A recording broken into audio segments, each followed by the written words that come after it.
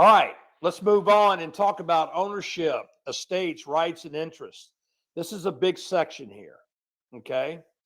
When it comes to ownership rights, estates, interest in the property. Now, the definition of the word estate in land is called the degree, quantity, and nature of interest someone has in property, okay? So I'm going to give it to you in a big picture here, kind of a big umbrella. If I say the word estate and land, all I'm saying is, hey, listen, I've got a certain degree, I got a certain quantity, and I've got a certain nature of interest in property. Well, what is that interest, John? Well, I can own it, okay, which is called fee simple, right? Or freehold, that's ownership. Or it can be leasehold, which is called rental, okay? Those are the two different types categorized estate and land. Now, we're going to talk about freehold estate in this section right here. When we talk about freehold estate, we're talking about a free man's holding. It's an old English term they used to use when you own property. You actually had ownership rights to the property, okay? And that's what they call the free man's holdings, okay? Now, under the estate for land, when it comes to freehold estate or ownership, that's how I like to look at it. I've got what's called fee simple absolute, okay? And I've got another term called fee simple defeasible. Two different types of ownerships that you want to know for the state exam, okay? Let's look at fee simple absolute first. This is, and you want to know this, fee simple absolute is the highest and best recognized in the land of ownership, okay? It's the highest and best. You get the complete bundles of rights: disposition, enjoyment, exclusion, possession, and control. Okay, those are the bundle of rights that come with fee simple absolute. Again, the highest and best ownership recognized in the land. I like to use the acronym Deep C. Deep C is a great acronym that covers disposition, enjoyment, exclusion, possession, and control. So disposition means I can dispose of the property. Remember in your studies, when it comes to transfer of property, who is it called that transfers the deed? Who is the individual? If I transfer my deed to you, what am I called? It's called the grantor, okay? Who is it that receives the deed? What are they called? The grantee. Now, grantor, grantee. Now listen to me carefully. The grantor, in this case, is going to have fee simple absolute. Highest and best recognized. In other words, the grantor can dispose of that property under the common law of fee simple absolute, can dispose of the property however they want to. Sell it, donate it, gift it. They can, however they want to do that, they can dispose of that property. It's called disposition. Enjoyment, they get rights of ownership. In other words, they can bear the fruits off that land. And it's just not necessarily talking about farmland, but the fruits of what that land can bring. Could be rental property, could be farmland, agriculture that produces fruits. But anything that land produces, the enjoyment for that owner, they receive. Exclusion, that's where they can make it private property, okay? And in possession, they can make alterations to it. And in control is they can use the property however they want to, as long as they stay within legal rights. So fee simple absolute, highest and best, recognized by law. Deep C, great memory aid. You want to make note of that. Disposition, enjoyment, exclusion, possession, and control. Have an idea, vision this, of what these terms mean when an owner has the complete bundle of rights under fee simple absolute. Okay? Now, if I'm at the top of a ladder, I've got fee simple absolute. If I take a couple of steps down and I come down to the middle of the ladder, I'm going to lose some bundle of rights, which brings me to fee simple defeasible. Okay? Fee simple defeasible is ownership. It is ownership, but it's subject to conditions. For example, if I've got a property in town, say it's in the close to a commercial zoning of commercial, but it's a residential property,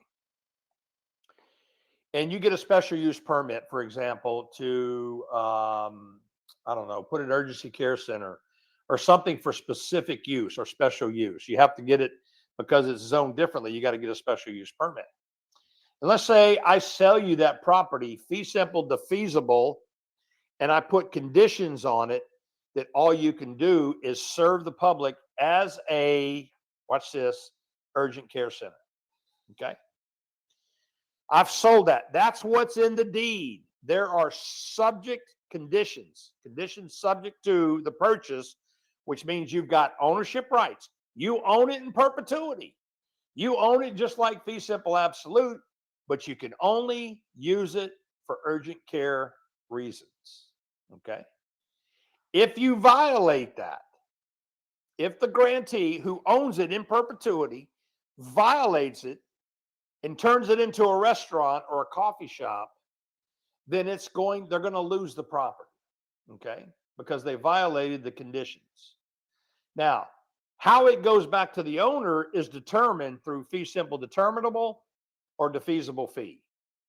And basically the difference is one's going to court and the other one's not. Okay. So that's all going to be in the actual agreement and on the deed. Okay. So fee simple determinable or to determine is already been determined. It's already been predetermined, if you want to sort of look at that, as it's going to go back to the owner if those conditions are violated. The feasible fee is going to require court action. So fee simple absolute, highest and best. Do whatever you want with that property as long as you stay within the limits of the law. Fee simple defeasible, you have conditions. You still own it, but you have conditions that are subject. Okay. And if you change those and you violate those conditions that are set in place, you can lose the property. Okay. And then no fee simple determinable, there's no court action, and the feasible fee there is. Okay. All right, here's the question associated with this. G inherits a plot of land from J. Stop. Listen to me carefully. Look up here. Don't read this question yet. Look here at me for a second. When you read these type of questions, you really got to go in segments. So the way I do this, follow me on this. G inherits a plot of land from J. So I'm going, okay, so G is given land, inherits land from J. 1 year later, G inherited land, sells half of the property to K. So now I've inherited land. I'm G. I got it from J, but I'm going to sell half of it to K. I'm going to sell half the land. Okay. 1 year later, K gives her half to A. Okay. So K has got a half and now it gives to A, who sells the mineral rights. This series of events best represents the legal property of what?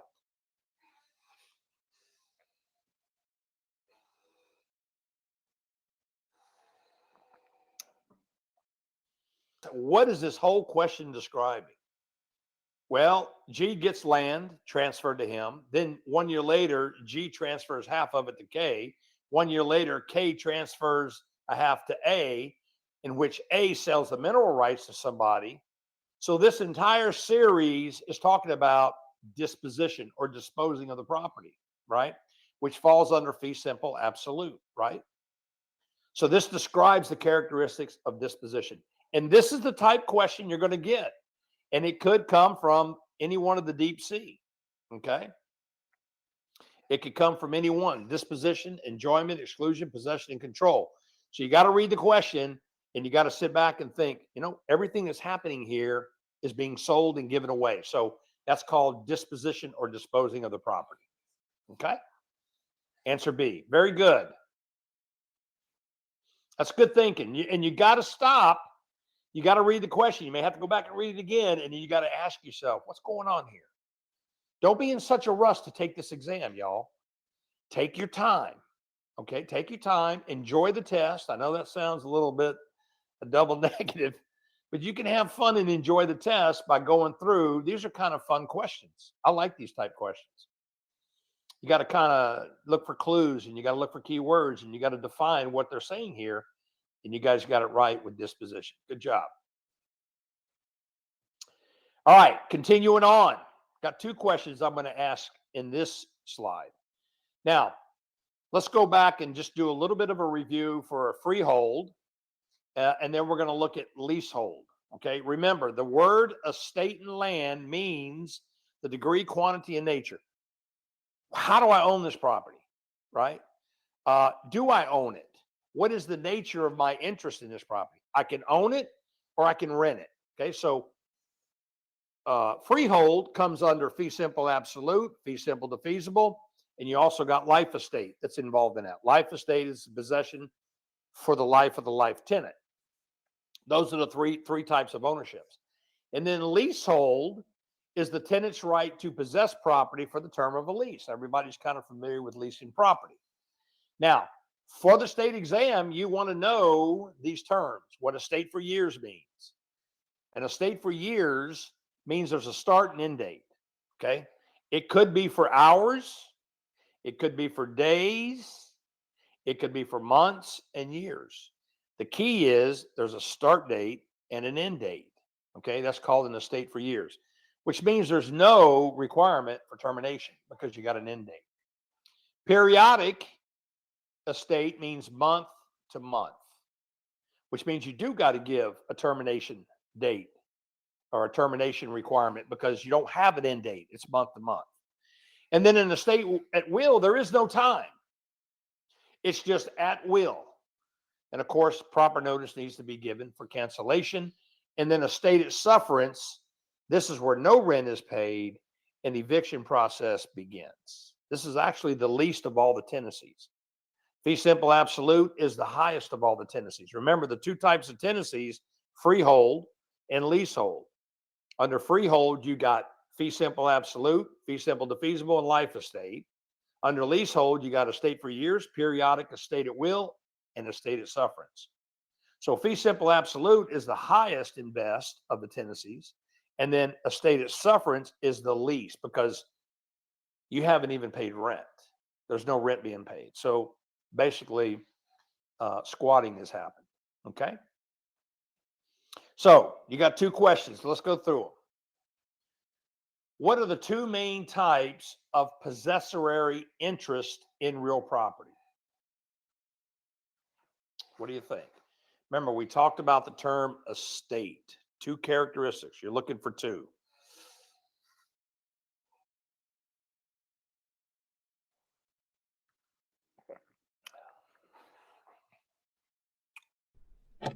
Okay. Excellent. Right? So we defined estate as what's my interest in the property. I can have two interests in them. I can have freehold, which is ownership, or I can have leasehold, which is leasing.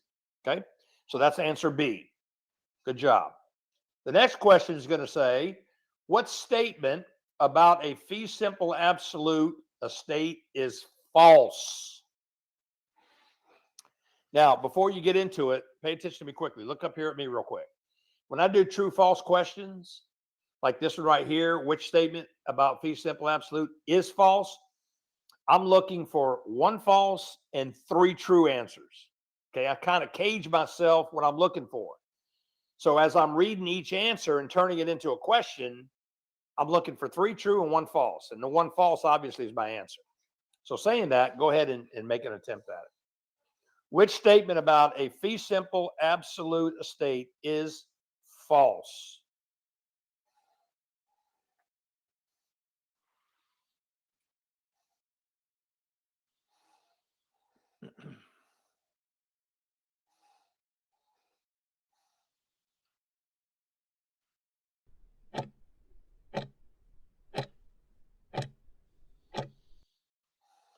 Looking for a false answer. So let's go through this as a practice. Ready? Let's look at answer A. Fee simple absolute is the highest form of ownership. I think we all agree to that, right? That's a true statement. Remember, fee simple absolute is the highest and best in the land. Answer B. A fee simple absolute estate is both transferable, but cannot be inherited. So I'm going to sit back and look at this and I'm going to go, wait a minute. I've got fee simple absolute ownership of a property, which means I got full bundle of rights. I can do whatever I want with it, which means I can write a will for somebody and I can leave a will for someone to inherit it. Okay. So that's a true statement. I can do that, which makes this statement false because I can. The fact that it says it cannot be inherited makes it false because you can inherit under fee simple absolute. What is one area? There's one ownership. I'm going to see how well you know this. One ownership that can't be inherited. What is that? What one ownership cannot be inherited? What do you think? One ownership cannot be inherited. Cannot be inherited. Think about the three we're talking about. Fee simple absolute, fee simple defeasible, and life estate. Which one of those three cannot be inherited? What do you think?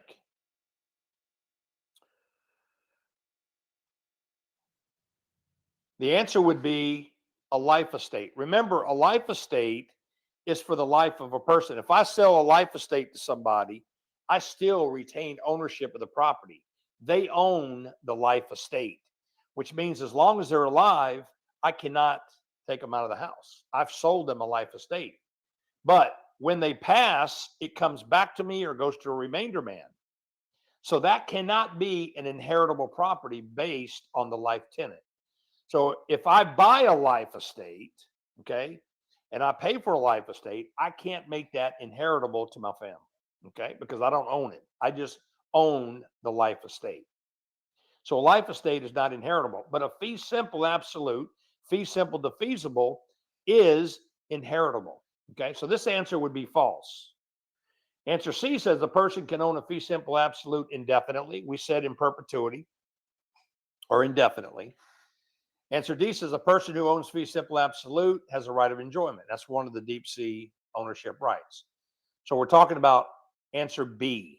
Okay, so fee simple absolute is the highest form of ownership. It can be owned indefinitely, and you have the right of enjoyment. What you can't do, or what you can do in addition to that, is make it inheritable to a family member, friend, whatever, whoever you want to write a will to. But this answer says you can't. So that would make it false. Okay, so we're looking at answer B. Bravo. Okay.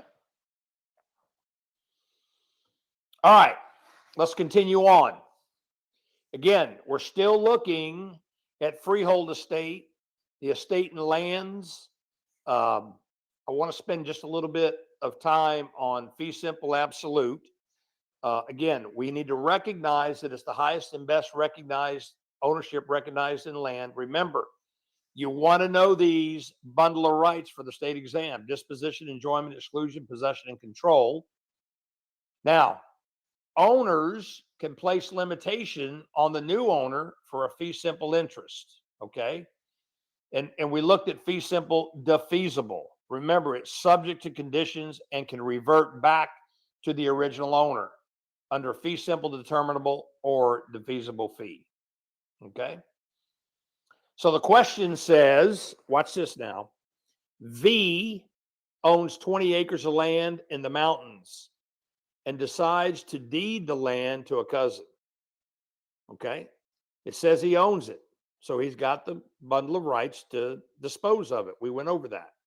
So he deeds the land to his cousin. V, though, wants to ensure that the pristine beauty of the property is not marred by the development and indicates in the deed, it's written in the deed, that at least 10 acres must remain undeveloped.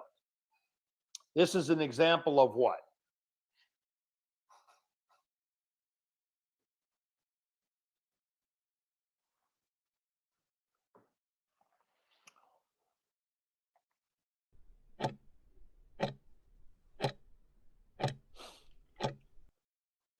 So you want to walk through this.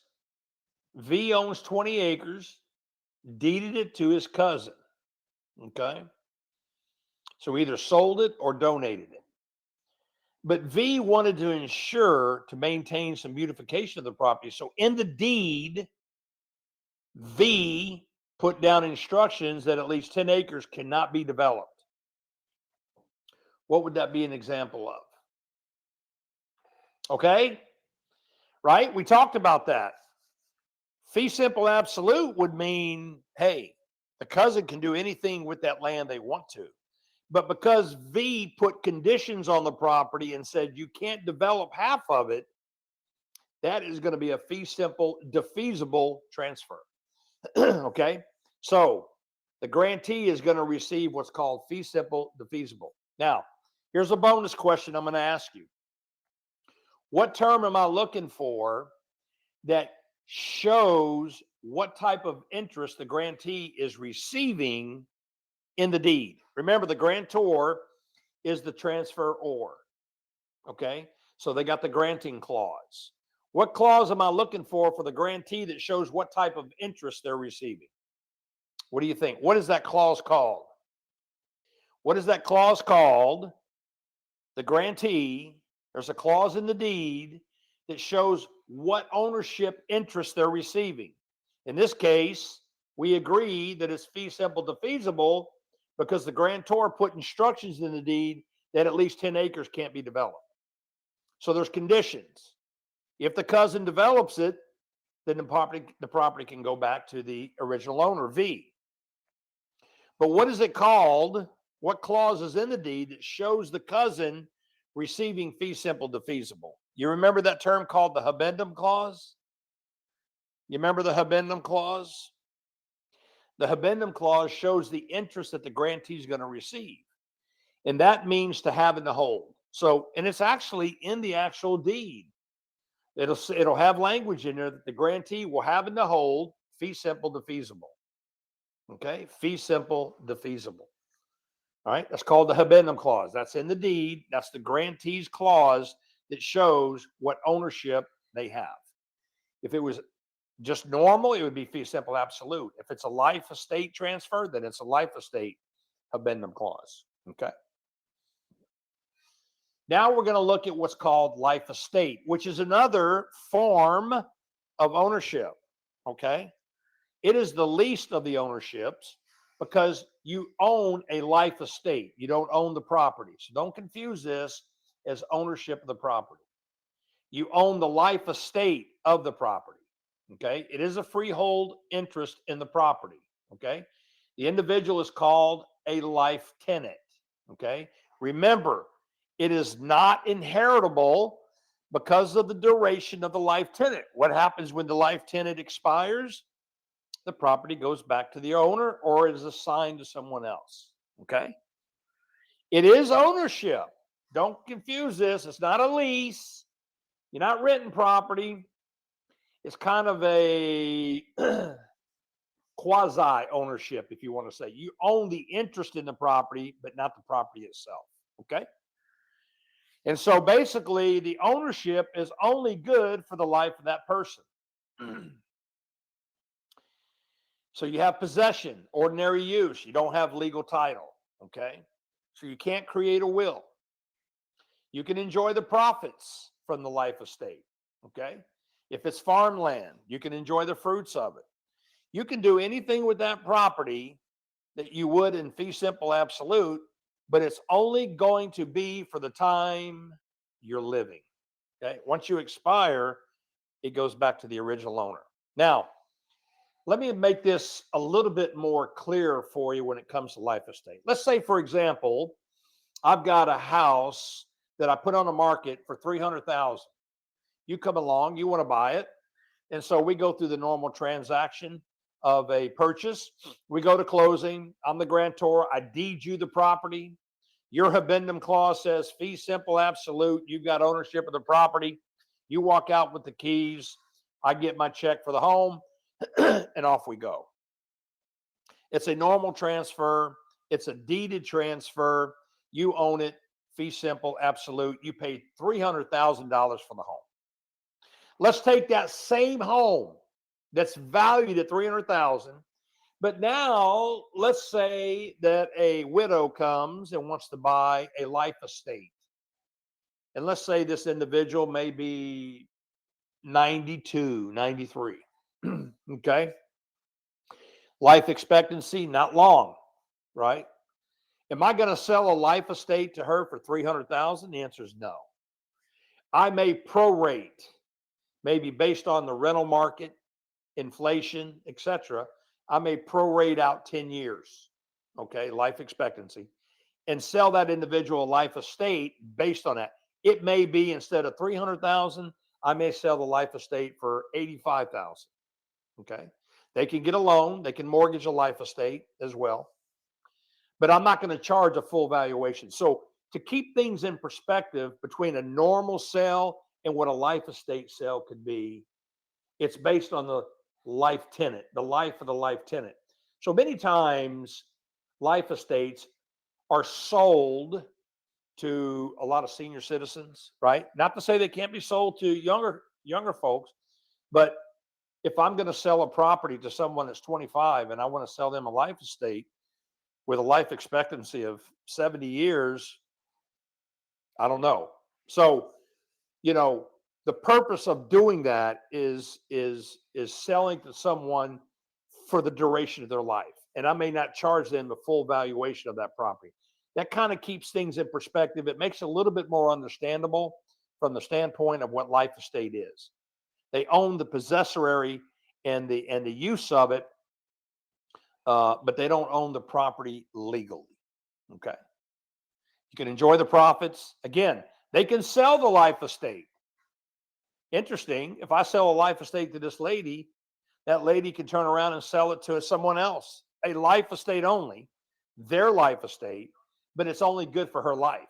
So whoever bought the life estate is dependent on the life of that other person that sold it. Okay. But they can sell a life estate. They can actually mortgage a life estate. They can lease out their life estate. It's like they own the property outright, but it's only for the life of the life tenant. Do they have these rights to it? Okay. All right.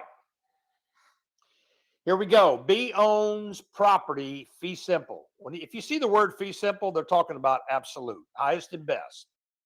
So B owns property fee simple. He grants a life estate to Z and a remainder estate to X. Okay. So Z is the life tenant. X is who's going to get the property after Z expires. The life estate is based on Z's life. Life tenant Z cannot. Okay. And go through what do you think?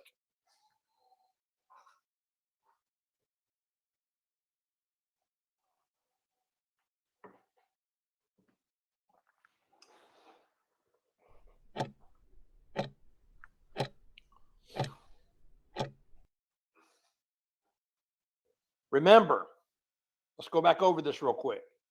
Life estate is possessory. You don't own the property legally. You own the life estate, which means you can live there as long as you're alive. What you can't do is create a will, because when you die, it goes back to the original owner. So there can be no will created for your family if you live in it under a life estate purchase. Okay. I can enjoy everything in that property that anybody else could if they owned it outright. I can sell my life estate to anybody, family members, strange. I can sell it to anybody I want, but it's based on my life. I can mortgage it with a bank. In other words, finance my life estate. I can even lease out my life estate. I can do anything the owner could do, but I don't own the property legally.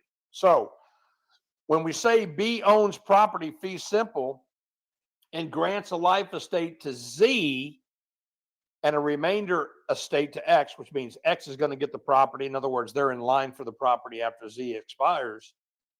The life estate is based on Z's life. So life tenant Z cannot give the life estate away to someone else. No, they can. Live on the property. Yes, they can. Sell the life estate to a stranger. Absolutely. Sell it to anybody they want. Can they will the life estate to a family member? And the answer is no, they can't, because it's based on their life. Okay, so we're looking at answer D, delta. Okay. All right, let's stay in life estate. Let's continue on because there's some more information I want to put towards. Now, again, just to kind of in review, the life estate is the interest in real property for the life of the owner, called the life tenant. Okay, whoever purchases the life estate is called the life tenant. Now, what has to take place is the life tenant must maintain the property. Okay, they can't commit waste. Okay, which means destroy the property. Now, what happens to the title at the transfer of the life tenant's death? Okay, so what's going to happen to the property? Okay, again, the life estate is in the name of the life tenant. They occupy it for the duration of their life. They expire, and there's two possibilities you want to know. It's called a remainder estate or an estate in reversion. A remainder estate is typically assigned to a third party, okay, as we saw in that previous question, okay? Third party is going to hold a remainder interest while the life estate exists, okay? So there's someone else in line. That's called remainder estate. An estate in reversion or a reversionary estate is when it's going to go back to the original owner, okay? So it's going to, in other words, the life tenant expires, the property is going to go back to the original owner. Remainder estate or remainder man, you may see the term remainder man, is when the life tenant expires, it's going to be assigned to a third party. It will state that in the deed. Okay, so the remainder or reversion estate, it will state it in the actual deed itself. Okay, the life estate deed. So the question may read, G bought a house for K to live in. Although G remains the owner, when K dies, G wants to retain possession of the property. Who will own the property when K dies, and what is that person called? What do you think? Again, you got to go through this scenario, break it down.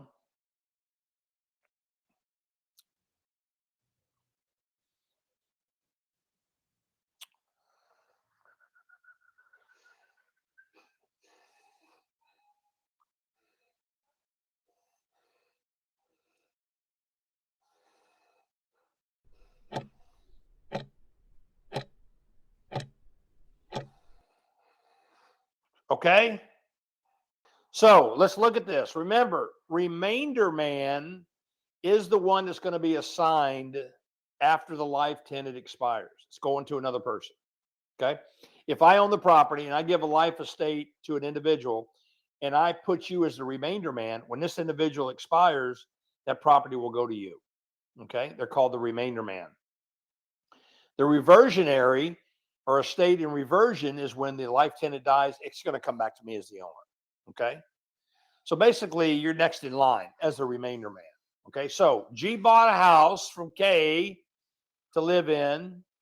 Although G remains the owner, when K dies, G wants to retain possession of the property, wants the property to come back. Who will own the property when K dies and what they're called?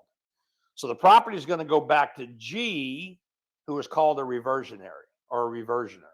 Okay, very good. All right, here we go. Let's talk about, again, under the ownership, estates, rights, and interests, we have a term called the Doctrine of Prior Appropriation. Okay, this is a term that's very popular for a state exam question. And basically what this doctrine means is, and it's state controlled, okay? You get out west in Nevada, you get out west in Arizona, California, those western states that have rainfalls that don't amount to what we have here, maybe perhaps on the eastern seaboard in the southern states, we have a lot of rain. Water table is pretty high to the surface. So these issues don't become so much of a problem as it is out west. But what happens is the state will appropriate, hence the word prior appropriation. they'll appropriate how water is going to be used due to the supply limitation of it. Okay. So it's not every day that a person could go out and wash their car and wash their motorcycle and water the lawn all day. Okay. So those things are going to be regulated by the state due to the fact of the droughts that they predetermine, and they issue what's called the doctrine of prior appropriation, how water and who can use it and for what reasons and for how long. Okay. You may see a test question called coastal waters, about coastal waters, and you're looking around 13.8 miles from land is considered coastal, which is under the restriction of that state. Once you get outside of that, you're in international waters. Okay. So the local government can control any type of ownership rights out to 13.8 miles of that seashore, Louisiana, Alabama, Florida, up the eastern seaboard, California, etc. Okay. So doctrine of prior appropriation and coastal waters. All right. A landowner needs water. His land contains no available water source. However, the landowner is given the right to cross over his next door neighbor's property to run a pipeline from a river to his land. Which right grants this permission?